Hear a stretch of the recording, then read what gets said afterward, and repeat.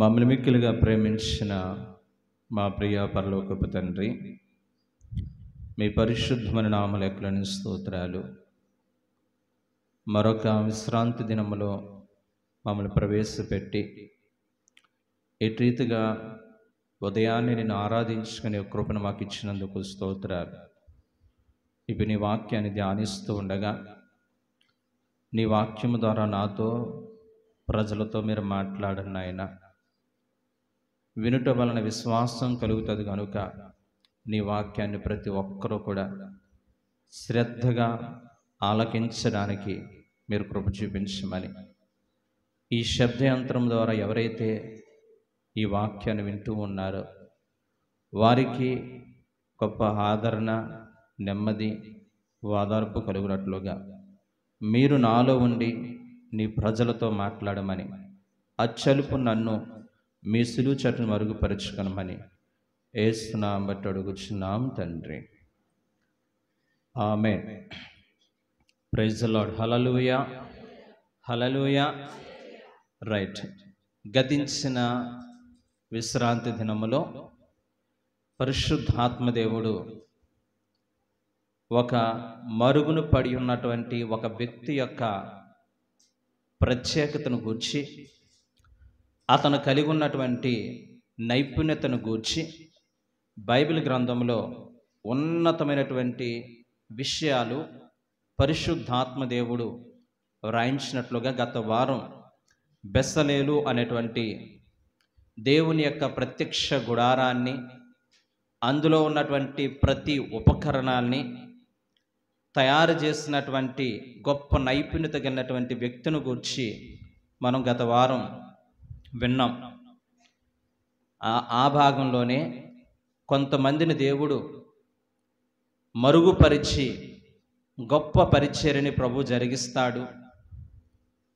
ఈ భూప్రపంచంలోనే కాదు, బైబిల్ చరిత్రలో కూడా చూసినప్పుడు వాళ్ళ యొక్క ప్రస్తావన చాలా కొంచెం ఉన్నా కానీ వారిలో ఉన్నటువంటి సుగుణాలు, వారిలో ఉన్నటువంటి గొప్ప వ్యక్తిత్వాన్ని మనందరికి కూడా ఆదర్శప్రాయమని, ఊహకి మించి ఉన్నతమైనటువంటి వ్యక్తిత్వాన్ని దేవాతి దేవుడు ఈ బెసలేలు అనేటువంటి వ్యక్తిని బట్టి అనేక విలువైన విషయాలు మనకు తెలియజేస్తారు. నిజమే, ఈ రోజుల్లో ప్రతి సంఘములో కూడా, ప్రతి కుటుంబంలో కూడా ఈ బెసలేలు అనేటువంటి ఉన్నతమైన వ్యక్తిత్వం కలిగినటువంటి అనేక మంది ప్రజలని, అనేక మంది వ్యక్తులను ప్రభు లేవనెత్తాలని, దేవుని కృపా పరిచర్యలో దేవుడు ఎంత బహుబలంగా వాడుకుంటున్నా మరుగున పడి నేను కనబడాలి, నేను వినబడాలి అనేటువంటి వ్యక్తిత్వం కాకుండా, నన్ను ప్రభు చూస్తే చాలు, నన్ను ప్రభు మెచ్చుకుంటే చాలు, నా బ్రతుకాలం అంతా కూడా ప్రభు పని చేస్తే చాలు అనేటువంటి ఆ ఉన్నతమైనటువంటి వ్యక్తిత్వం కలిగినటువంటి మనుషులు, అటువంటి విశ్వాసులని ప్రభు ప్రతి సంఘంలో కూడా నింపాలని నేను హృదయపూర్వకంగా కోరుకుంటున్నాను. అయితే ఈ బెసలేలు ద్వారా దేవుడు నిర్మించినటువంటి ఆ ప్రత్యక్ష గుడారమును గూర్చినటువంటి ప్రతి విషయాన్ని, ప్రతి అక్కడున్న వస్తువును బట్టి దేవాతి దేవుడు మనకేం నేర్పించాలని ఆశపడుతున్నాడు. దేవుడు ఏ పని చేసినా, ఏది చేయించినా అది ఒక ప్రత్యేకమైనటువంటి ఆధ్యాత్మికమైనటువంటి మర్మంతో కూడి ఉంది అనడానికి ఏమాత్రం కూడా సందేహం లేదు. ఈ ప్రత్యక్ష గుడారము ఎంత పొడవు ఉండాలి, ఎంత వెడల్పు ఉండాలి, ఎంత ఎత్తు ఉండాలి, ఆవరణం ఎలా ఉండాలి, పరిశుద్ధ స్థలం ఎలా ఉండాలి, అతి పరిశుద్ధ స్థలం ఎలా ఉండాలి అని ఈ విషయాలన్నిటినీ కూడా ఈ బైబిల్ గ్రంథంలో క్రోడీకరించారు. ఎందుకు ఇంత ప్రత్యేకమైన రీతిలో మోషే 40 దినాలు 40 రాత్రులు 40 పగళ్ళు ఆ సినాయి పర్వతము దగ్గరికి వెళ్ళి ప్రభుతో హృదయపూర్వకముగా ప్రార్థనలో గడిపినప్పుడు దేవాతి దేవుడు ఆ యొక్క నమూనాని, ఈ ప్రత్యక్ష గుడారం యొక్క నమూనాని సుస్పష్టంగా మోషేకి తెలియజేసినప్పుడు ఆ విషయాలన్నింటినీ కూడా నిర్లక్ష్యంగా కాకుండా శ్రద్ధగా ఆలకించినటువంటి యొక్క మోషే వాటన్నిటినీ కూడా బెసలేలుకి చెప్పినప్పుడు, బెసలేలు అనేటువంటి ఈ యొక్క వ్యక్తి ప్రతి వస్తువుని కూడా దేవుని యొక్క ఆలోచన మేరకు, దైవ సేవకుని యొక్క సూచన మేరకు చక్కగా ప్రతి వస్తువును తయారు చేయించారు. అసలు దేవుడు ఎందుకు ప్రత్యక్ష గుడారాన్ని చేయాలని ఆశపడ్డారు? ప్రత్యక్ష గుడారము తయారు చేయడం వెనకాల, ప్రత్యక్ష గుడారం నిర్మించిన వెనకాల ఆ దేవాతి దేవునికి, అనంత జ్ఞానైన దేవాతి దేవునికి ఉన్నటువంటి ఉన్నతమైన ఉద్దేశాలేంటో ఈ ఉదయకాల సమయం నేర్చుకోవడానికి ప్రయత్నం చేద్దాం. దయచేసి దేవునికి ఒక ఆశ. ఎందుకనంటే ఇశ్రాయేలు ప్రజలు క్రీస్తు పూర్వం 950వ సంవత్సరంలో వారు ఐగుప్తు దేశం నుంచి కానాను దేశానికి యాత్ర ప్రారంభించారు. 3 నెలలు గడిచిన తర్వాత ఆ యొక్క సినాయి పర్వతం దగ్గరికి వచ్చేసరికి ఈ ఇశ్రాయేలు ప్రజలందరూ కూడా దేవుణ్ణి ఆరాధించడానికి, వాళ్ళు కలిగి ఉన్న సౌకర్యవంతమైన జీవితాన్ని బట్టి ఒకవేళ దేవుని మర్చిపోతారేమనేటువంటి ఉద్దేశముతో దేవుడు ఆయన వారి మధ్య నివసించినట్లుగా ఒక గుడారమును, అది కూడా ఏ ప్రాంతంకి వెళ్తే ఆ ప్రాంతానికి తీసుకుపోయేటువంటి గుడారమును తయారు చేయించాలి, లేకపోతే నిర్మించాలి అని ఒక హెచ్చరికను జారీ చేశారు. ఆ విధముగా ఇశ్రాయేలు ప్రజలు ఈ 40 సంవత్సరాల యొక్క అరణ్య యాత్రలో ఈ యొక్క ప్రత్యక్ష గుడారాన్ని, మహిమ మేఘం ఎక్కడ నిలిచి ఉంటాదో అక్కడ ఈ యొక్క ప్రత్యక్ష గుడారాన్ని నిర్మించి అక్కడే ప్రభువుని ఆరాధించుకుంటూ వాళ్ళ ప్రయాణం కొనసాగుతూ ఉంది. ఇలా ఇంచుమించుగా 500 సంవత్సరాలు ఆ ప్రత్యక్ష గుడారములోనే దేవుణ్ణి ఆరాధించడం మొదలుపెట్టారు. 500 సంవత్సరాలు అయిన అనంతరము సొలొమోను అనేటువంటి ఒక రాజుని దేవుడు నియమించుకుని, ఆ సొలొమోను గారి ద్వారా ఒక స్థిరమైన మందిరం కట్టేంత వరకు కూడా ఈ 500 సంవత్సరాలు ఇశ్రాయేలు ప్రజలు ఈ అరణ్యములో, లేకపోతే ఈ ప్రాంతములో దేవుణ్ణి ఈ యొక్క ప్రత్యక్ష గుడారములోనే ఆరాధించుకుంటూ ఉన్నారు. మనం ఆరాధించుకునేటువంటి స్థలము ప్రాముఖ్యము కాదు, మనం ఆరాధించుకునేటువంటి మందిరము, మనుషుల చేత కట్టబడినటువంటి మందిరము ప్రాముఖ్యము కాదు. ఆరాధించేటువంటి మనల్ని బట్టి ఆ ఆరాధన యొక్క విలువ అనేది పెరుగుతూ ఉంటుందనే విషయాన్ని గమనించాలి. ఆయన ఆత్మయున్నాడు గనుక ఆయన ఆరాధించేవారు ఆత్మతోను సత్యముతోను ఆరాధించేటువంటి ప్రతి స్థలము కూడా దేవాతి దేవుడు మన మధ్యన ఉంటాడు అనే విషయాన్ని ఈ ఉదయకాల సమయంలో గుర్తెరిగే వారిగా మనం ఉండాలి. దయచేసి దేవుడి యొక్క ప్రత్యక్ష గుడారాన్ని నిర్మించిన వెనకాల ఆయన యొక్క ఉద్దేశాలు 2 ఉన్నాయి. అందులో మొట్టమొదటిది, దేవుడు ఈ సృష్టిని సృష్టించినప్పుడు ఆదాముని అవ్వని ఒక ఉన్నతమైన ఉద్దేశాలతో, ఒక ఉన్నతమైనటువంటి ప్రణాళికలతో దేవుడు ఆదాముని అవ్వని సృష్టించారు. అలా సృష్టించినటువంటి ఆదాము అవ్వలు వారు చేసిన అవిధేయత పనిని బట్టి, వారి యొక్క ఆ ఆలోచన బట్టి దేవునికి దూరం అయిపోయారు, శాపగ్రస్తులుగా మారిపోయారు, భయస్థులుగా మారిపోయారు, స్వేచ్ఛని కోల్పోయారు. అలా కోల్పోయినటువంటి ఈ యొక్క ప్రజలని, కోల్పోయినటువంటి ఆదాము అవ్వ యొక్క సంతానపు బిడ్డలందరినీ కూడా దేవుడు తిరిగి సమకూర్చుకోవాలని, తనతో మమేకం చేసుకుని వారి మధ్య నివసించాలని ఒక మందిరము లేకపోతే ఒక గుడారము నా కొరకు నిర్మించను అంటాడు. అందుకనే నిర్గమకాండము 25వ అధ్యాయము 8వ వచనాన్ని మనం చూసినట్లయితే, నేను వారి మధ్య నివసించినట్లుగా వారు నాకు ఒక మందిరమును నిర్మించవలెను అంటాడు. నేను వారి మధ్య నివసించినట్లుగా, వారితో నివసించినట్లుగా వారు నాకు ఒక పరిశుద్ధ స్థలమును నిర్మించవలనని దేవుని యొక్క ఆజ్ఞ, దేవుని యొక్క ఆశయం ఉన్నది. ఇక రెండోదిగా మనం చూసినట్లయితే, ఎందుకు ప్రత్యక్ష గుడారాన్ని దేవుడు నిర్మించమని ఆ మోషే ద్వారా దేవుడు ఒక సూచన సెలవిచ్చి ఉన్నాడు అని మనం చూస్తే, రెండోదిగా ఇశ్రాయేలు ప్రజలు ఆయన్ని తెలుసుకోవాలని. ఎందుకనంటే వాక్యం ఉన్న ప్రియమైన బిడ్డలారా, ఒక విషయం గమనించండి. ప్రతి ఆదివారము, ప్రతి వార కూటములు, మందిరంలో జరిగేటువంటి ప్రతి ప్రార్థనకి చేరువచ్చిన విశ్వాసులకి ఆదివారం పరిశుద్ధ దినాన్ని ఆచరించకుండా మేము క్రైస్తులమే, మేము దేవుని నమ్ముకున్న బిడ్డలమే, మాకు వాక్యాలు తెలుసు అనుకున్నటువంటి వ్యక్తులకుని ఒక ప్రత్యేకమైనటువంటి వ్యత్యాసం ఉంటుంది. అది హృదయపూర్వకంగా మీరు క్షుణ్ణంగా పరిశీలిస్తే మీకు అర్థమవుతూ ఉంటుంది. అయితే దేవుని యొక్క ఆశయం ఏంటంటే, ఇశ్రాయేలు ప్రజలందరూ కూడా ఒక గుడారములోనికి, ఒక ప్రత్యక్ష గుడారములోనికి వారి వారి యొక్క పనులు బట్టి, వారు కలిగి ఉన్నటువంటి బిజీ లైఫ్ను బట్టి దేవుని మర్చిపోకుండా, వారు కలిగి ఉన్న సుఖవంతమైన జీవితాన్ని బట్టి దేవునికి దూరం అయిపోకుండా వారందరూ కూడా దేవుని యొద్దకు వచ్చి ప్రభుని ఆరాధించి వాళ్ళ హృదయములో దేవుని పట్ల భయము భక్తి కలిగి ఉండాలి, దేవుని పట్ల ప్రత్యేక శ్రద్ధ కలిగి ఉండాలి. ఒకవేళ ఇశ్రాయేలు ప్రజలు వారందరూ కూడా ఆరాధించడానికి ఒక ప్రత్యేకమైన స్థలం లేకపోతే, ఇళ్లల్లో మేము ఆరాధిస్తున్నాం, ఇళ్లల్లో మేము దేవుని స్తుతిస్తున్నామని చెప్పి ఎవరికి వాళ్ళు మోసం చేసుకుంటారు. కనుక ఈ యొక్క గుడారంలోకి వస్తే దేవుని యొద్దకు వచ్చి ఉన్నాం, దేవుని పరిశుద్ధమైన మందిరానికి వచ్చి ఉన్నాం, దేవునితో సహవాసం చేయడానికి వచ్చి ఉన్నాం, దేవుణ్ణి ఆరాధించడానికి వచ్చాం అనేటువంటి భయము, అనేటువంటి విశ్వాసము ఆ మనుషుల్లో కలుగుతుంది. కనుక వారందరూ కూడా ప్రత్యక్ష గుడారంలోకి వచ్చినట్లుగా మీరు ప్రత్యక్ష గుడారాన్ని నిర్మించండి అన్నాడు.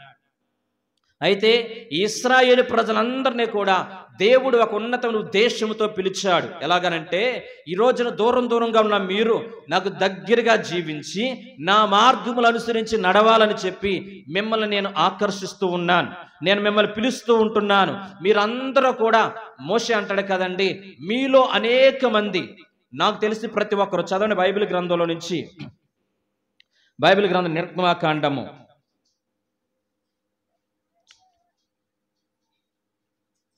20వ అధ్యాయం,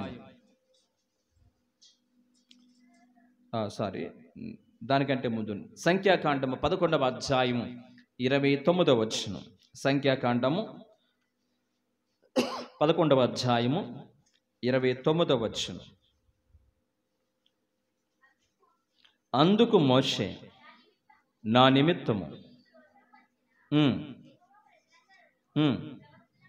యెహోవా ప్రజలందరూ ప్రవక్తులగునట్లు యెహోవా తన ఆత్మను వారి మీద ఉంచునుగాక. దేవుని యొక్క ఉద్దేశాలు ఎలాంటివో దేవునితో సహవాసం చేసిన మోషే గారు అంటున్నారు, ఇదిగో ప్రజలందరూ కూడా ఆయన ప్రవక్తులగునట్లుగా, ప్రజలందరూ కూడా ఆయన్ని ఆరాధించేటువంటి ఉన్నతమైన యాజకులైనట్లుగా నేను వారందరి మీద నా ఆత్మను కుమ్మరిస్తాను. మందిరానికి వచ్చిన ప్రతి ఒక్కరూ కూడా ఆత్మచేత నింపబడి నా మార్గములు తెలుసుకుంటారనేది దేవుని యొక్క ఉద్దేశం. కానీ ఇశ్రాయేలు ప్రజలకు ఉన్నటువంటి ఒక అవిధేయత, ఆధ్యాత్మికమైనటువంటి కోణంలో మనం చూసినట్లయితే, కీర్తనాకారుడైనటువంటి 103వ కీర్తన చూడండి, 103వ కీర్తన 7వ వచనం. 103వ కీర్తన 7వ వచనం. ఆయన మోషేకు తన మార్గములను తెలియజేసెను, ఇశ్రాయేలులకు తన క్రియలను కనుపరిచెను. దేవుని స్తోత్రం, హల్లెలూయా. రైట్. ఒక విలువైనటువంటి ఆధ్యాత్మికమైన అర్థం అనేది ఇక 103వ కీర్తన 7వ వచనంలో దాగి ఉంది. ఇద్దరు కూడా అక్కడ ప్రస్తావించిన మోషే గాని, అక్కడ ప్రస్తావించిన ఇశ్రాయేలు ప్రజలు గాని, ఇద్దరు కూడా ఒకే దేవుణ్ణి ఆరాధించారు, ఒకే ప్రత్యక్ష గుడారములో ప్రభుని స్తుతించారు. కానీ అక్కడ ప్రత్యేకంగా రాయబడిన మాట ఏంటో తెలుసా? మోషేకి దేవుడు తన మార్గములను కనుపరిచెను, ఇశ్రాయేలు ప్రజలకి తన క్రియలను ప్రచురం చేసెను అని ఉంటుంది. అంటే మోషే దేవునితో సన్నిహిత సంబంధం కలిగి ఉన్నాడు గనుక, మోషే దేవుని పట్ల ప్రత్యేకమైనటువంటి ఆసక్తిని కలిగి ఉన్నాడు గనుక, దేవునితో ఉన్నతమైన సహవాసాన్ని కలిగి ఉన్నాడు గనుక, దేవుని మాట చెప్పున ఆ సీనాయి పర్వతం దగ్గరికి వెళ్ళి తన శరీరం నలగొట్టుకుని ఉపవాసాల ద్వారా, జాగారాల ద్వారా ఆ యొక్క దేవునితో సహవాసం చేయడానికి మోషే పూనుకున్నాడు గనుక దేవుడు మోషేకి తన మార్గములను, తన ఉద్దేశములను, దేవుడు రాబోయేటువంటి తరాలకి ఒక ఆశీర్వాదకరమైనటువంటి ప్రత్యక్ష గుడారమును కూర్చున్నటువంటి ప్రస్తావన దేవుడు తెలియజేసి తన మార్గములను కనుపరిచాడు. కానీ ఇశ్రాయేలు ప్రజల యొక్క పరిస్థితి అలాంటిది కాదు. చాలని భక్తి, శరీరాన్ని ఉపవాసాల ద్వారా, జాగారాల ద్వారా నలగొట్టుకోలేనటువంటి పరిస్థితి, అసంపూర్ణమైనటువంటి వ్యక్తిత్వం బ్రతికేటువంటి మనుషులు గనుక ఆ ఇశ్రాయేలు ప్రజలు ఎప్పుడు కూడా దేవుడు మాకు క్రియలను కనుపరచాలి, దేవుడు మాకు క్రియలు కనుపరచాలి, మేము నీళ్ళు అడిగితే బండ నుండి నీళ్ళు ఇవ్వాలి, ఎర్ర సముద్రాన్ని 2 పాయలుగా చేయాలి, ఆకలేస్తే ఆకాశం నుంచి పూరేళ్లను కురిపించాలి, మన్నాని కురిపించాలి, యుద్ధాల్లో దేవుడు ఘన విజయం ఇవ్వాలి అని చెప్పి ఈ భౌతిక సంబంధమైన ఆశీర్వాదాల కోసం, ఈ భౌతిక సంబంధమైన దీవుల కోసం ఈ రోజున అనేక మంది క్రైస్తవ జనాంగము ప్రభువుని నమ్ముకునేటువంటి ఉన్న ఉద్దేశాలు ఏంటంటే భౌతిక పరమైనటువంటి కార్యాలు జరగాలి, ఆయన చూచిన క్రియలు నా జీవితంలో జరిగితేనే నేను ప్రభువుని నమ్ముకుంటాను, నేను కోరికిన ప్రతి కోరిక కూడా ప్రభు నెరవేరుస్తేనే నేను ఆయన నమ్ముకుంటా అని చెప్పి ఈనాటికి కూడా ఆధ్యాత్మిక ఇశ్రాయేలుగా పిలువబడుతున్న మనము ఎప్పటికీ కూడా ప్రభు మార్గాల కొరకు, ఆయన ఉద్దేశాల కొరకు ప్రార్థన చేసే వారి కంటే ఎప్పుడు కూడా భౌతిక సంబంధమైన ఆశీర్వాదాల కొరకే ప్రాకులాడేటువంటి సమాజంలో మనమున్నాం. ఈ యొక్క ఉదయకాల సమయంలో దేవుడు నీతో నాతో స్పష్టంగా మాట్లాడుతున్నాడు. ఆయన మార్గాలని నీవు కనుపరుచుకోవాలి, ఆయన మార్గాలను దేవుణ్ణి కనుపరచాలని నువ్వు ప్రార్థన చేస్తున్నావా? లేదా దేవుని సన్నిధిలోకి వచ్చి నీవు ఈ భౌతిక పరమైనటువంటి ఆశీర్వాదాల కోసం ఈ రోజున ప్రార్థన చేసే వ్యక్తులుగా మనం ఉంటున్నామా?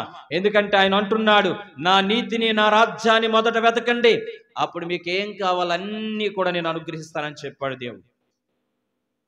దేవుని సన్నిధికి వెళ్ళి మనకేం కావాలో, ఎప్పుడేం అనుగ్రహించాలో అవన్నీ కూడా ప్రభు మనకు ఖచ్చితంగా ఇస్తాడు అనే విషయాన్ని పరిశుద్ధాత్మ దేవుడు మనందరికి కూడా ఈ ఉదయకాల సమయంలో హెచ్చరిక జారీ చేస్తూ ఉంటున్నాడు.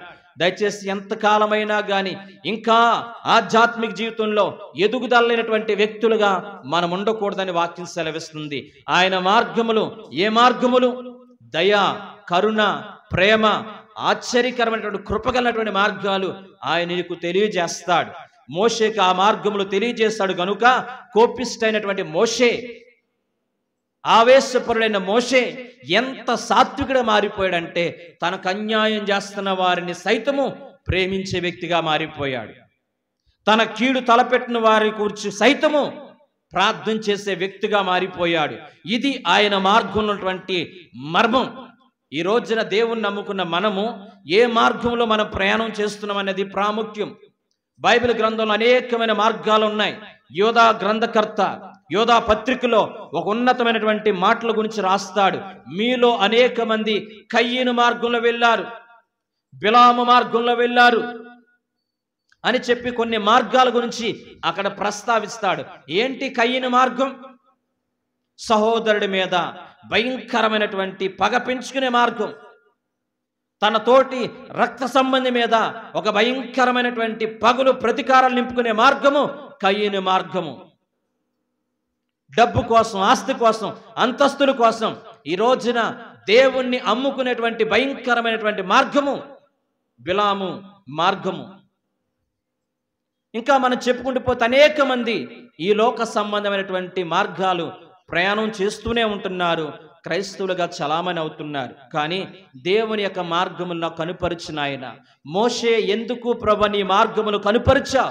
మనము ప్రభువుని తెలుసుకోవాలంటే, అనంత జ్ఞానైన దేవుని మనం తెలుసుకోవాలంటే నీ యొక్క త్యాగము, దేవుని యొక్క మార్గం ఎలాంటిదంటే త్యాగపూరితమైన మార్గము.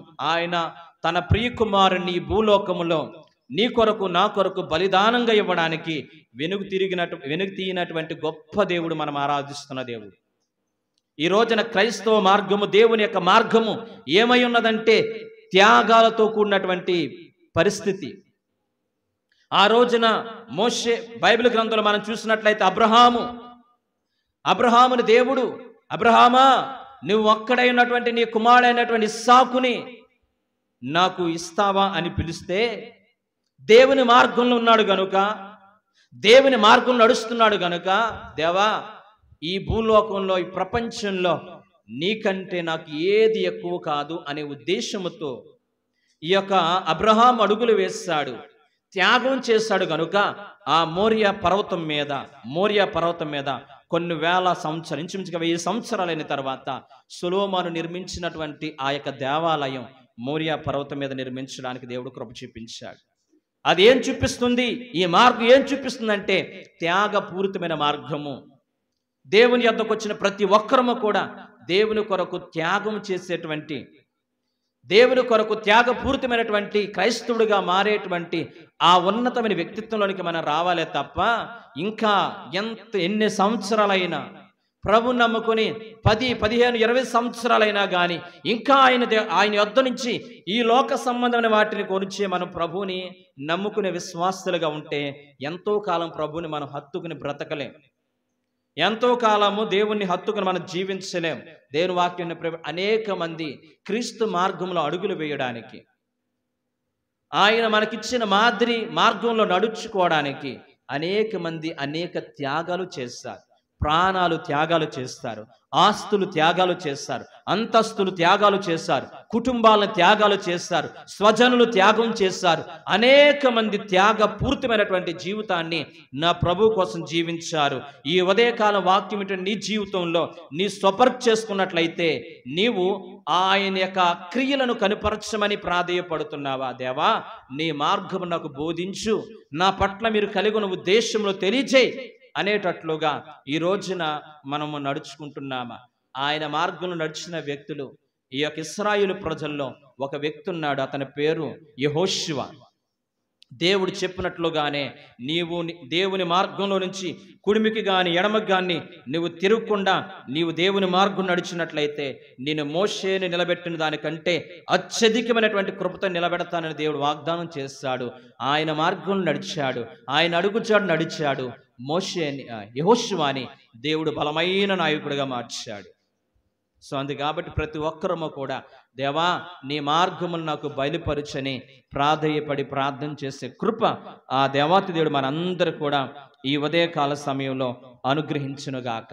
ఈ ప్రత్యక్ష గుడారం యొక్క ప్రాముఖ్యతను కనుక మనం చూసినట్లయితే ఒక అంశాన్ని గూర్చి, ఒక విషయాన్ని గూర్చి అనేక చోట్ల పదే పదే రాస్తున్నారంటే ఆ ప్రత్యక్ష గుడారమును గూర్చి ఉన్నతమైన ఉద్దేశాలు దేవుడు కలిగి ఉన్నాడు. ఈ రోజున మనం ఒక విషయాన్ని గూర్చి ఎక్కువగా మాట్లాడుతున్నామంటే అది ప్రాముఖ్యమైన విషయమని అర్థం. ఒక అంశాన్ని గూర్చి పదే చర్చిస్తున్నామంటే నీ దృష్టిలో అది ప్రత్యేకమైనదని అర్థం. ఈ ప్రత్యక్ష గుడారం గూర్చిన ప్రస్తావన బైబిల్ గ్రంథంలో చాలా చోట్ల ఉంది. మీకు రెఫరెన్స్ మీరు గుర్తుపెట్టుకోండి. నిర్గమకాండములో ఇంచుమించుగా ప్రత్యక్ష గుడారము గూర్చిన ప్రస్తావన 13 సార్లు ఉంది. సంఖ్యాకాండములో ఇంచుమించుగా 13 సార్లు ప్రత్యక్ష గుడారం యొక్క ప్రస్తావన వచ్చింది. లేవియా కాండములో 10 సార్లు, ద్వితీయోపదేశ కాండములో 2 సార్లు, హెబ్రీయులకు రాసిన పత్రికలో 4 సార్లు. ఈ విధముగా ఈ ప్రత్యక్ష గుడారం యొక్క ప్రస్తావన బైబిల్ గ్రంథంలో అనేక చోట్ల వ్రాయబడినట్లుగా మనం చూడగలుగుతున్నాం. ఒక చోట హెబ్రీ గ్రంథకర్త అంటాడు కదా, పరలోకానికి ఛాయ ఉన్నది ప్రత్యక్ష గుడారం. పరలోక రాజ్యాల్లో నిర్మించినటువంటి దేవుని రాజ్యానికి ఛాయగా ఉన్నది ఈ యొక్క ప్రత్యక్ష గుడారం అంటారు. రెండోదిగా యేసుక్రీస్తు ప్రభు వారికి యేసుక్రీస్తు ప్రభు వారి యొక్క రాకడికి, యేసుక్రీస్తు ప్రభు వారు ఆయన ఇంకా రాబోతున్నాడని ఉన్నతమైనటువంటి ఉద్దేశాలు తెలియచేయడానికి ఈ ప్రత్యక్ష గుడారము దేవునికి, యేసుక్రీస్తు ప్రభు వారి యొక్క రాకడికి ఇది ఒక సూచనగా ఉంది అంటారు. ఎలా సూచనగా ఉందో, అందులో ఉన్న వస్తువులు ఏంటో వాటన్నిటిని గురించి మనము ముందుకు వెళ్ళేటువంటి పరిస్థితుల్లో ఒక విషయాన్ని మనం జ్ఞాపకం చేసుకుందాం. అనంత జ్ఞానైన దేవాతి దేవుడు, సమీపించరాని తేజస్సులో వసించేటువంటి దేవాతి దేవుడు ఈ యొక్క ప్రత్యక్ష గుడారములో ఇశ్రాయేలు ప్రజల మధ్య నివసిస్తానని ఆయన ఆ రోజున ఏ విధమైనటువంటి తన ఉద్దేశాలు తెలియజేస్తాడో ఈ ఉదయకాల సమయంలో అనంత జ్ఞాని అయిన ఆ దేవాతి దేవుడు భూమికి ఆకాశన సృష్టికర్త అనే దేవాతి దేవుడు, కలుగును గాక అని చెప్పి సమస్తను సృష్టించినటువంటి దేవాతి దేవుడు మన మధ్యన నివసిస్తాను, మనతో నివసిస్తానని ఆయన ఉదయకాల సమయంలో ఇష్టపడుతూ ఉన్నాడు. మనమందరము కూడా ఆయనకి చోటిచ్చేవారుగా, మన హృదయాల్లో ఆయనకు చోటిచ్చేవారుగా మనం ఉండడానికి దేవుడు సహాయం చేయనుగాక. చూడండి, గమనించండి, ఈ యొక్క ప్రత్యక్ష గుడారం యేసుక్రీస్తు ప్రభువు వారికి ఎలా సాదృశ్యంగా ఉందో కొన్ని విషయాలను జ్ఞాపకం చేసుకుందాం. ఓకేనా? కొలతలు ఉన్నాయి, ఆ కొలతల గురించి కూడా మనం ముందు జ్ఞాపకం చేసుకోబోతున్నాం. ప్రత్యక్ష గుడారం యొక్క పొడవు, ప్రత్యక్ష గుడారం యొక్క పొడవు దక్షిణం అలాగే ఉత్తరం వైపు 100 మూరల పొడవు. ఎంతండి? 100 మూరల పొడవు. ఆ 100 మూరల పొడవుని దేంతో? పేనిన సన్నని నారతో దాన్ని తయారు చేయవలెను అని ఉంటారు. ఒక్కొక్క విషయాన్ని చెప్పే ప్రయత్నం చేస్తుంది. తెర దేన్ని సూచిస్తుందంటే వేరు చేయుట. ఏంటండి? వేరు చేయుట. ఇప్పుడు చూడండి, నేను ఇక్కడ ఉన్నటువంటి ఇది అతి పరిశుద్ధ స్థలం అనుకోండి. ఈ అతి పరిశుద్ధ స్థలాన్ని, పరిశుద్ధమైన స్థలాన్ని వేరు చేయడానికి ఒక తెర కట్టామనుకోండి, అంటే ఇది వేరు చేయబడింది అని అర్థం. అవునా కదండి? ఎక్కడైనా కానీ ఒక తెర అనేది కట్టబడుతుందంటే దాన్ని 2 పార్టీషన్స్ అంటే 2 భాగాలు చేస్తామని అర్థం. యేసు ప్రభు వారిని గూర్చి ఈ యొక్క తెర దేని సూచిస్తుందంటే, యేసుక్రీస్తు ప్రభు వారు ఆయన పరిశుద్ధుడు, మానవాళమైన మనం అందరము కూడా అపరిశుద్ధులము. ఈ యొక్క వ్యత్యాసాన్ని తెలియచేయడానికి యేసుక్రీస్తు ప్రభు వారిని తెరతో పోల్చి ఉన్నాం. ఎప్పుడైతే యేసుక్రీస్తు ప్రభు వారు కలువరి శిలువలో ప్రాణం పెట్టి ఆయన విలువైన రక్తాన్ని చిందించి ప్రాణం పెట్టారో, ఆ యొక్క తెర అనేది 2గా చీలిగిపోయిందంటే, అంటే అపవిత్రమైన మనము ఆయన శిలువ యాగము ద్వారా మనం పరిశుద్ధులుగా మార్చబడ్డాం. దయచేసి కొన్నిసార్లు మనం అనుకుంటాం, ఈ భూలోకములో మనకున్నటువంటి వ్యక్తిత్వం ఎలాంటిదంటే, నా సొంత ఆలోచన ద్వారా నేను కలిగి ఉన్న పాపానికి నేను ప్రాయశ్చిత్తం చేసుకోగలుగుతాను, నేను కప్పుకోగలుగుతాను, నేను శుద్ధీకరించుకోగలుగుతాను అనేటువంటి ఆలోచన ప్రతి మనిషిలో ఉంటుంది. ఆదాము అవ్వలు దేవునికి వ్యతిరేకమైనటువంటి రీతిలో బ్రతుకుచూ ఉన్నప్పుడు, లేదా దేవునికి అవిధేయతగా బ్రతికినప్పుడు వారికి అర్థమైంది, మనము అవిధేయత పని చేస్తామని చెప్పి. ఆ అవిధేయత పనిని వారు కప్పుకోవడానికి అంజూరపు ఆకులను చుట్టుకున్నట్లుగా బైబిల్ చెప్తోంది. వాళ్ళ దృష్టిలో వాళ్ళు అనుకుంటున్నారు, మేము కప్పుకున్నాం, మేము చాలా జాగ్రత్తగా ఉన్నాం అని వాళ్ళు అనుకుంటున్నారు. కానీ అది దేవుని యొక్క ఉద్దేశం కాదు. దేవుని ఉద్దేశం ఏమై ఉన్నదంటే, మీరు చేసిన ఆ పనిని బట్టి, మీరు చేసిన అవిధేయతను బట్టి మిమ్మల్ని విడిపించడానికి, మిమ్మల్ని పరిశుద్ధంగా మార్చడానికి ఒకరు బలైపోవాలి, ఒకరు త్యాగం చేయాలి అని చెప్పి అక్కడ ఉన్నటువంటి ఒక పశువుని వధించి దాని యొక్క తోలును వలిచి వీళ్ళకి సంపూర్తిగా వస్త్రాల్ని కప్పునట్లుగా చరిత్ర చెప్పబడుతుంది. అంటే ఒక వ్యక్తి తన యొక్క పాప క్షమాపణ నిమిత్తము ఈ లోకంలో ఏది చేసినా పాప క్షమాపణ జరగదు. కానీ క్రీస్తు యేసు ప్రభువారి యొక్క రక్తము ద్వారా ప్రతి మనిషి కూడా పాప విమోచన కలుగుతుంది.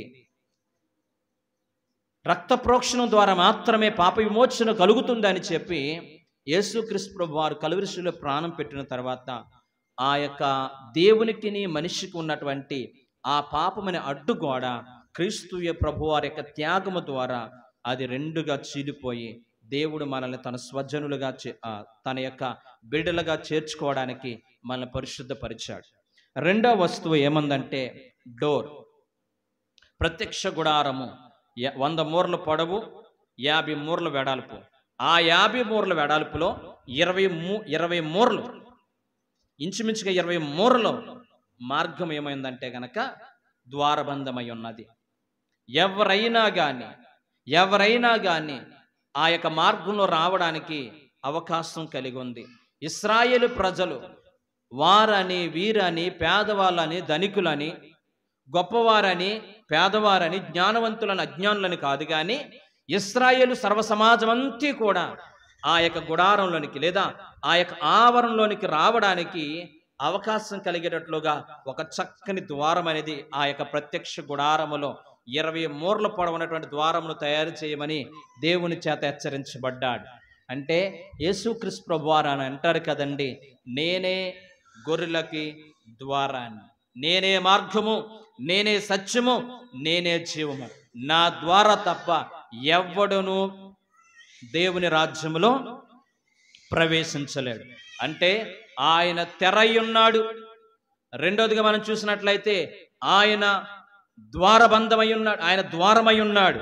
మూడోదిగా మనం చూసినట్లయితే దహన బలిపీఠము ఆ యొక్క లోపలికి, ఆ ద్వారబంధం నుంచి లోపలికి రాగానే ప్రత్యక్ష గుడారంలో కనిపించేది ఆ యొక్క దహన బలిపీఠము. ఆ దహన బలిపీఠమునకి కొలతలు లేవు.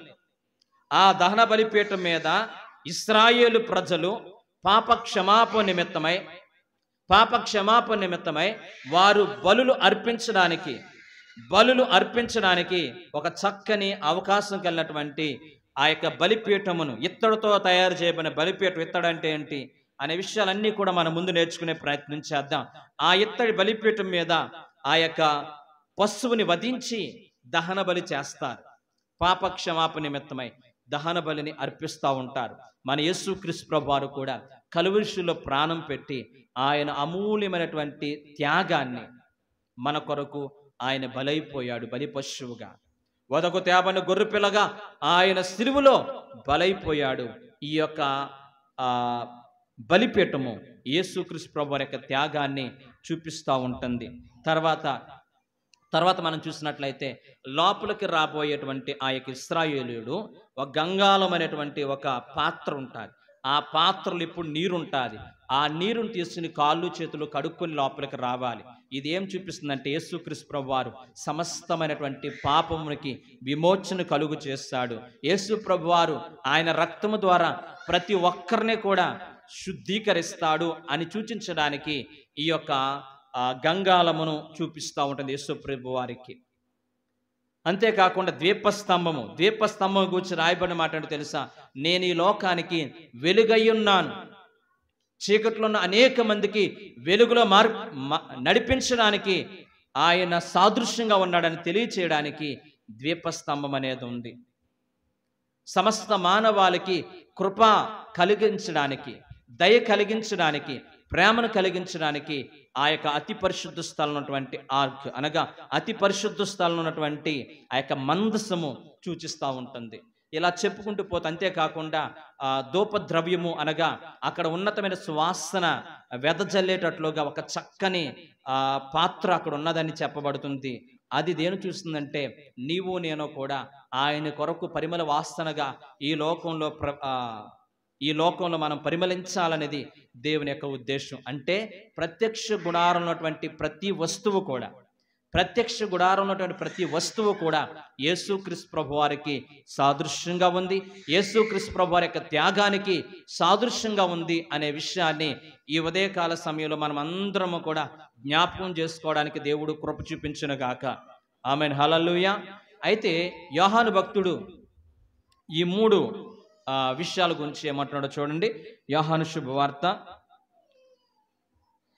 1 యోహాను 2వ అధ్యాయము 12 నుంచి 14 వరకు మీరు ఇంటికి వెళ్ళిన తర్వాత చదవండి, ఓకేనా? యోహాను శుభవార్త 1 యోహాను 2వ అధ్యాయము 12 నుంచి 14 వచనాల వరకు కూడా అక్కడ 3 విషయాలు రాయబడి ఉంటాయి. ఎన్ని విషయాలు? 3 విషయాలు రాయబడి ఉంటాయి. 3 గురించి ప్రస్తావిస్తాడు. నేను చెప్పాను కదండి, ప్రత్యక్ష గుడారంలో 3 భాగాలు ఉంటాయి. మొదటి భాగం ఏంటి? ఆవరణం. రెండవ భాగము, ఇప్పుడు పురుషులు ఉన్న వారంతా కూడా ఆవరణం అనుకోండి. ఇక్కడ స్త్రీలందరూ కూర్చున్నటువంటి ఈ ప్రాంతము పరిశుద్ధ స్థలం అనుకోండి. నాలాంటి అయోగ్యుడు నిలబడిన ఈ ప్రాంతము అతి పరిశుద్ధ స్థలం, ఓకే? ఈ రకంగా 3 భాగాలుగా ఉంది. ఈ 3 భాగాల గురించి యోహాను భక్తుడు మొదటి పత్రికలో ఆయన రాస్తూ అంటాడు కదండి, చిన్న పిల్లలారా అని. Praise the lord. పాపములు క్షమించబడినటువంటి వారందరూ కూడా అక్కడ రాయబడిన మాట చిన్న పిల్లలారా అంటే ఆవరణ అనుభవంలో ఉన్నవారులారా అంటాడు. రెండోదిగా యవనస్తులారా, మీరు బలవంతులు దేవుని చేతిలో, మీరు సాతాను జయించారు అని అర్థం. అంటే చిన్నపిల్లలుగా ఉన్నటువంటి వ్యక్తులు ఆ యొక్క ఆవరణలోకి వస్తారు. ఆవరణలోకి వచ్చినటువంటి వ్యక్తులు వాళ్ళ అనుభవం పెంచుకున్న తర్వాత, విశ్వాసంలో బలపడిన తర్వాత, సాతాను జయించిన వ్యక్తి తర్వాత మీరు ప్రభు చేతుల్లో వయసుతో సంబంధం లేకుండా యవనస్తులుగా మార్చి, అనగా ఆ పరిశుద్ధ స్థలంలో అనుభవంలోకి దేవుని నడిపిస్తాడు. మూడవదిగా, తండ్రులారా మీరు దేవుని ఎరిగిన వారు. చూడండి ఎంత గొప్ప ఉన్నతమైన మర్మంని ప్రత్యక్ష గుడారం గురించి సెలవిస్తున్నాడో చూడండి. పిల్లలారా, చాలనే భక్తి జీవితం, ఏదో దేవుడిస్తే నమ్ముకుంటానటువంటి జీవితం ఆ యొక్క చిన్నపిల్లల మనస్తత్వం. ప్రతి చిన్నదానికి పెద్దదానికి కోపగించే మనస్తత్వం ఆ చిన్నపిల్లల మనస్తత్వం. మూఢత కలిగినటువంటి మనస్తత్వం ఆ చిన్నపిల్లల మనస్తత్వం. మారం చేసే మనస్తత్వం ఆ చిన్నపిల్లల మనస్తత్వం. అది దేని సూచిస్తుందంటే ఆవరణ అనుభవాన్ని సూచిస్తుంది. ఎప్పుడు చూసినా ఆవరణ అనుభవంలో ఉండిపోతావా? కాదు. నువ్వెక్కడికి రావాలంటే లోపలికి రావాలి, పరిశుద్ధ అనుభవంలోనికి రావాలి, పరిశుద్ధ స్థల అనుభవంలోకి రావాలి. దాన్ని యోహాను ఎలా పోలుస్తున్నాడంటే, యవనస్తులారా మీరు సాతాను జయించి ఉన్నారు. ప్రతి విషయంలో కూడా సాతాను జయించి ఉన్నారు. యవనస్తులారా మీరు బలవంతులు గనక అపవాదిని జయిస్తారు అని చెప్పి ఈ యొక్క యవనస్తులుగా పరిశుద్ధ స్థలం ఉన్న వారిని పోలుస్తూ ఉంటున్నాడు. ఎప్పుడైతే మీరు బలవంతులై సాతానుతో రక్తము కారునంతగా పోరాడుచూ ఉన్నారో, మూడో అనుభవం ఏం చూపిస్తుందంటే అతి పరిశుద్ధ స్థలం, అంటే తండ్రి అనుభవం. తండ్రి అనుభవం ఎలా చెప్పబడుతుందంటే, తండ్రి అనుభవం అనేది సర్వసాధారణంగా ఈ ప్రపంచంలో చదువుకున్న దానికంటే ఎక్కువ జ్ఞానం ఎవరికి ఉంటుందండి? అనుభవ జ్ఞానం చాలా గొప్పది, అవునా కాదండి? పెద్దవాళ్ళందరూ కూడా మనకి ఎందుకు సలహాలు చెప్తారు? ఒరే ఇలా చెయ్యొద్దు, ఇలా చెయ్యి, ఈ నిర్ణయం వద్దు అని ఎందుకు చెప్తారు చెప్పండి? వాళ్ళు డిగ్రీలు చదవడం ద్వారా, పిహెచ్డీలు చదవడం ద్వారా, దేని ద్వారా? అనుభవం ద్వారా. తండ్రులారా, పెద్దల మీరందరూ కూడా తండ్రులు ఎవరిని ఎరిగి ఉన్నారండి? దేవుని ఎరిగి ఉన్నారు, దేవుని మార్గములు ఎరిగి ఉన్నారు, దేవుని సంపూర్ణంగా తెలుసుకుని ఉన్నారు, చివరి ఘట్టంలోకి వచ్చి ఉన్నారు, దేవుని రాజ్యానికి ప్రవేశించడానికి సంసిద్ధంగా ఉన్నారు. అంటే మీరు దేవునిలో అనుభవ జ్ఞానం కలిగి ఉన్నారు కనుక ఆ చిన్నపిల్లలకి, యవనస్తులకి మీరు మాదిరికరంగా ఉండాలి అని చెప్పి మూడు భాగాలుగా విశ్వాసుల్ని విభజిస్తూ ఉన్నాడు యోహాను భక్తుడు. ఈ ఉదయకాల సమయంలో వాక్యం నీవు ఏ అనుభవంలో ఉన్నావు? ఇంకా చిన్నపిల్లల్లాగా ఆ మారం చేసే అనుభవంలో ఉన్నావా? లేదా యవనస్తుల్లాగా ప్రతి విషయంలో సాతాను శక్తులపై విజయాన్ని సాధించే వ్యక్తిగా ఉన్నావా? మూడవ అనుభవం దేవునితో సహవాసము, దేవుని ఎరిగిన అనుభవం, దేవుని మనసును తెలుసుకున్న అనుభవం, దేవుని మార్గములు తెలుసుకున్న అనుభవంలోనికి ప్రతి ఒక్కరము రావడానికి దేవుడు కృప చూపించాలని దేవుని యొక్క ఉద్దేశంలో ఉన్నాయి. దయచేసి గమనించండి. ఈ యొక్క ప్రత్యక్ష గుడారాన్ని దాని పొడవు ఎంతగా పెట్టమని దేవుడు సెలవిచ్చాడంటే 100 మూరల పొడవు. ఎన్ని మూరలండి? 100 మూరల పొడవు. దేవునికి స్తోత్రం, హల్లెలూయా. మన మందిరం కూడా సరిపోవట్లేదు కనుక దేవుడు అంత ఉన్నతమైన కృప అనుగ్రహించడానికి దేవుడు సహాయం చేయను గాక. 100 మూరల పొడవు అంటే గనక 100 అనే మాట మనకి జ్ఞాపకం వచ్చేటప్పుడు సర్వసాధారణంగా 100కి 100% చేశానంట మనకు తెలియకుండానే. 100కి 100 మార్కులు వచ్చినాయి అంటారు. అంటే 100 అంటే సంపూర్ణత. 100 అంటే ఏంటంటే 100 సంఖ్య సంపూర్ణత, పరిశుద్ధమైనది అనేటువంటి ఉద్దేశాలని ఈ 100లో హెబ్రీ భాషలో ఈ యొక్క 100 అనేటువంటి మాటకి అర్థం ఏంటంటే సంపూర్ణమైనది, పరిశుద్ధమైనది అని అర్థం. అంటే మనమందరము కూడా దేవుని సన్నిధానంలో మనమందరము కూడా ఎలా ఉండాలంటే సంపూర్ణులుగా ఉండాలి, అసంపూర్ణులుగా ఉండకూడదు. 100 అనేటువంటి మాటని వాడినటువంటి సందర్భాలని మనం త్వరగా జ్ఞాపకం చేసుకోవడానికి ప్రయత్నం చేద్దాం. దయచేసి 100 అంటే ఫలభరితమైనటువంటి జీవితానికి నిదర్శనం. అంతేకాకుండా ఒక మైల్ స్టోన్. నీవు ప్రభువుని నమ్ముకున్నప్పుడు ఒక ఉన్నతమైనటువంటి మైల్ స్టోన్ అంటే గనక ఒక ఉద్దేశాలని, లేదా ఒక రకమైనటువంటి గురిని నువ్వు కలిగి ఉన్నప్పుడు ఆ గురిని సాధించేటువంటి వ్యక్తిగా నీవు ఉండాలి. యేసు ప్రభువారు ఉపమానం చెప్తూ ఆయన ఒక మాట అంటారు. మత్తయి సువార్త 13వ అధ్యాయంలో విత్తువాడిని గూర్చిన ఉపమానం చెప్పుతూ, విత్తనాలు విత్తేవాడు ఆ విత్తనాలు విత్తడానికి వెళ్ళినప్పుడు కొన్ని త్రోవ పక్కన పడ్డాయి, కొన్ని రాతి నేలలో పడ్డాయి, కొన్ని ముళ్ళతొప్పల్లో పడ్డాయి, కానీ కొన్ని మాత్రము మంచి నేలలో పడ్డాయి. మంచి నేలలో పడిన విత్తనాల గురించి రాస్తూ ఆయన అంటాడు కదా, 30 దంతులుగా, 60 దంతులుగా, 100 ఫలిస్తాడు. అంటే ఆవరణ ఉన్నవారు 30 దంతులుగా ఫలిస్తే, అంటే మనోళ్ళు కాదండి, నేను చెప్తున్నా, లోపల ఉన్నటువంటి మీరు 60 దంతులుగా ఫలిస్తే ఈ ప్రాంతంలో ఉన్నవారు ఎలా ఉండాలో తెలుసండి? అత్యధికంగా 100 ఫలించాలి, పరిపూర్ణమైన వ్యక్తులుగా మారాలి, పరిపూర్ణమైనటువంటి వ్యక్తిత్వాన్ని కలిగి ఉండాలి అని చెప్పి వాక్యం సెలవిస్తుంది. 100 అంటే పరిపూర్ణమైనటువంటి సంఖ్య.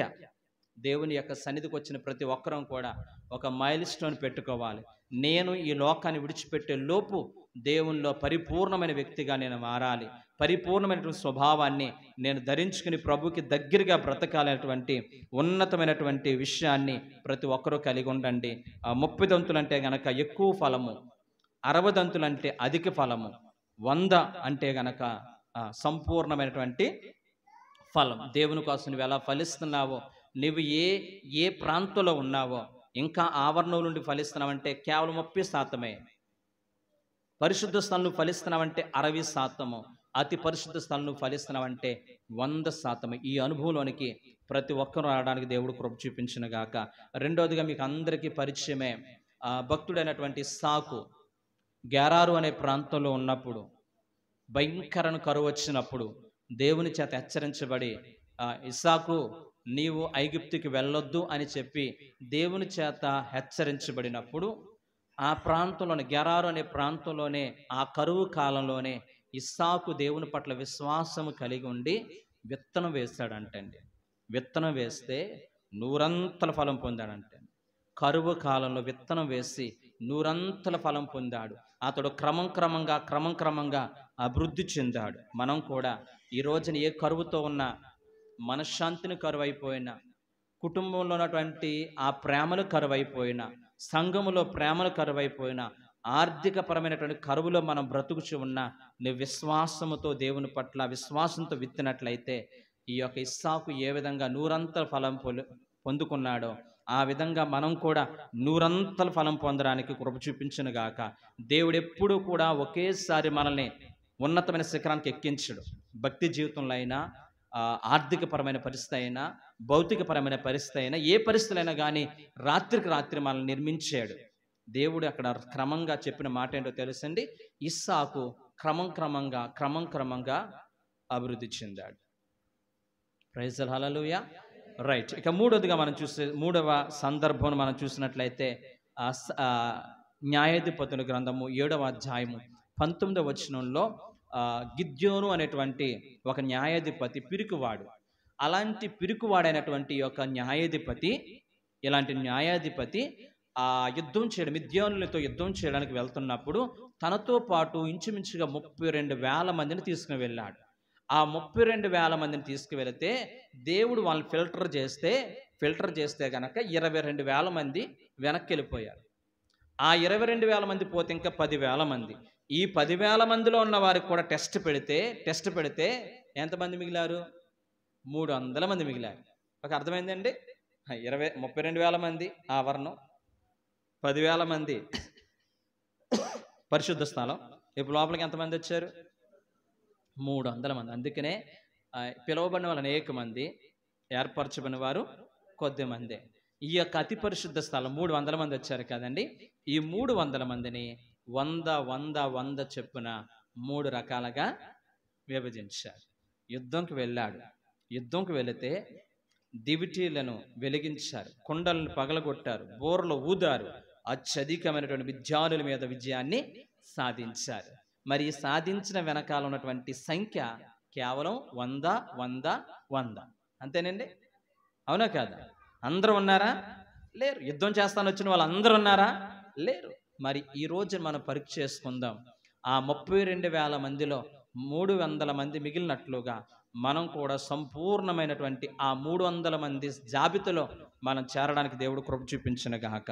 ఆమేన్, హల్లెలూయా. ఇక మూడవదిగా లాస్ట్గా 100 అనేటువంటి మాట ఎక్కడ కనిపిస్తుందంటే, మీరు మొదటి రాజుల గ్రంథము 18వ అధ్యాయము 4వ వచనంలో ఒక భయంకరమైనటువంటి పరిస్థితి. మొదటి రాజుల గ్రంథం 18వ అధ్యాయం 4వ వచనంలో ఒక భయంకరమైన పరిస్థితి.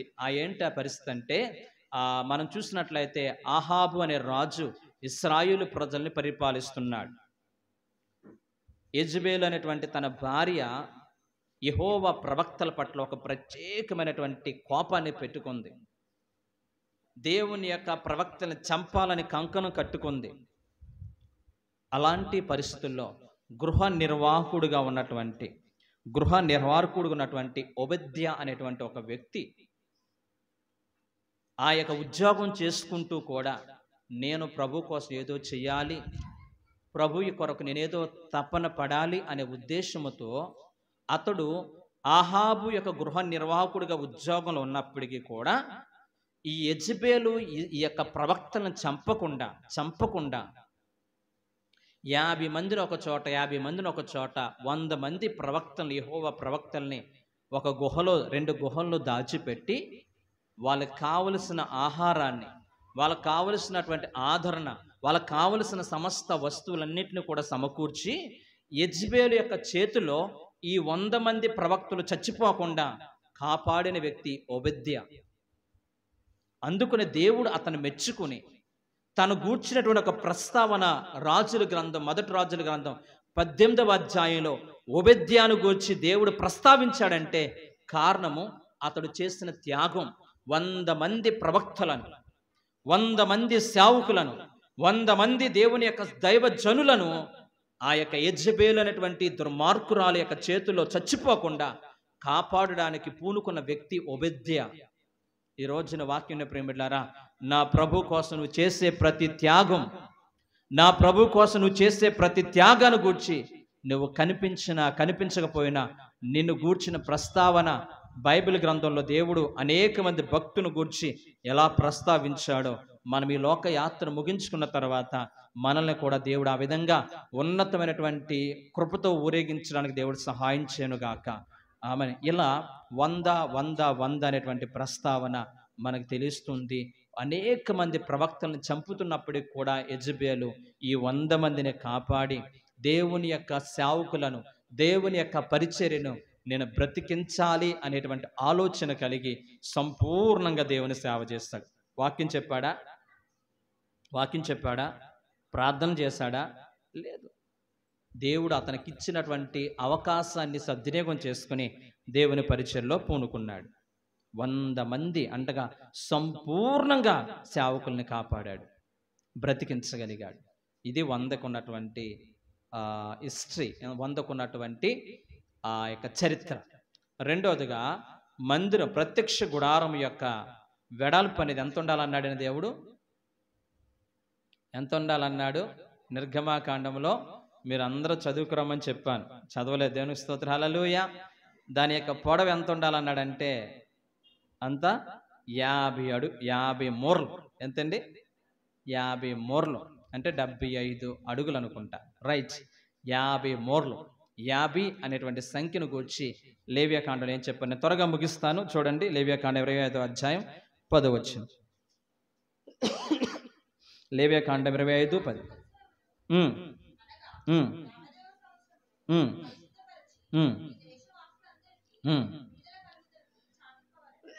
దేవునికి స్తోత్రం, హల్లెలూయా. 50 అనేటువంటి సంఖ్యని లేవియాకాండం ఇశ్రాయేలు ప్రజలకు దేవుడు హెచ్చరిక జారీ చేస్తూ 50 అంటే గనక జూబిలీ. ఏంటండి అంటే అది సునాదాము కలిగినటువంటి సంవత్సరం, 50వ సంవత్సరం, 15th 50వ సంవత్సరం. 50 అనేటువంటి సంవత్సరం రోజున దేవుడు ఇశ్రాయేలు ప్రజలందరికీ ఒక ప్రతిష్ఠితమైనటువంటి సంవత్సరం. ఆ సంవత్సరం ఎవరు పంట వేయద్దు, పంట ఏది పండితే అదే తినండి, మీరందరూ కూడా సంతోషించవలసినటువంటి సంవత్సరం అది, ఆనందించవలసిన సంవత్సరం అది. కోల్పోయిన వారు ఎవరు ఆస్తిని కోల్పోయారో ఆస్తి అంతా కూడా తిరిగి సంపాదించుకునే సంవత్సరం. బానిసలైపోయిన వాళ్ళందరూ కూడా విడుదల పొందే సంవత్సరం, కోల్పోయినవన్నీ కూడా రిస్టోరేషన్ అనగా పునరుద్ధరించబడేటువంటి సంవత్సరం. కాబట్టి ఆ సంవత్సరం పేదోడని లేడు, ధనికుడని లేడు, అందరూ కూడా సంతోషంగా ఉండే సంవత్సరం 50వ సంవత్సరం. 50వ సంవత్సరానికి విడుదల సంవత్సరంగా మీరు ప్రకటించండి.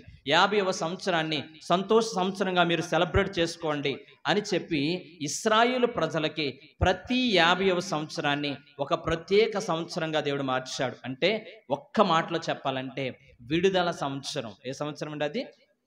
విడుదల సంవత్సరం.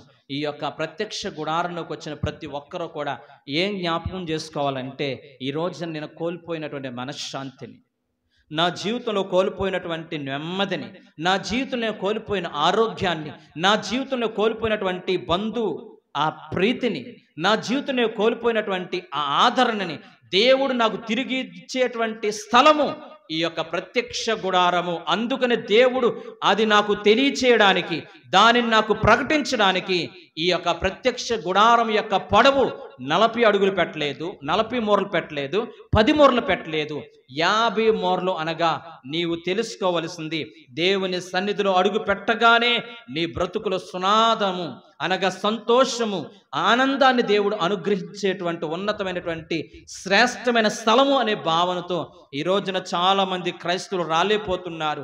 ఈ యొక్క క్రైస్తవ సమాజంలో అనేక మంది దేవుణ్ణి ఆ క్రియలను బట్టి నమ్ముకునే వారు ఉంటున్నారు తప్ప, నేను కోల్పోయినవన్నీ కూడా దేవుడు తిరిగిచ్చే దేవుడు, నెమ్మదినిచ్చే దేవుడు, ప్రేమనిచ్చే దేవుడు, కోల్పోయినటువంటి పరిశుద్ధతను కూడా తిరిగిచ్చే దేవుడు అనేటువంటి ఉద్దేశముతో ప్రభు యొద్దకు రావడానికి దేవుడు మనందరికీ కూడా కృప చూపించును గాక.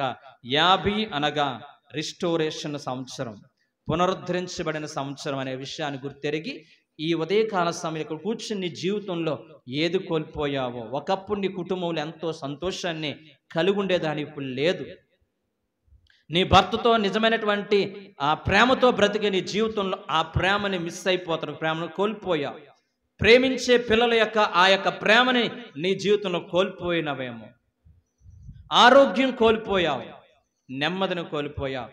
నా ప్రభు నీకు ఇస్తున్న వాగ్దానము, నీ జీవితంలో కోల్పోయినవన్నీ కూడా తిరిగి నీకు దయచేయడానికే ఈ ప్రత్యక్ష ఆత్మ సంబంధిని ప్రత్యక్ష గుడారములోనికి దేవుడు నిన్ను నడిపించాడు.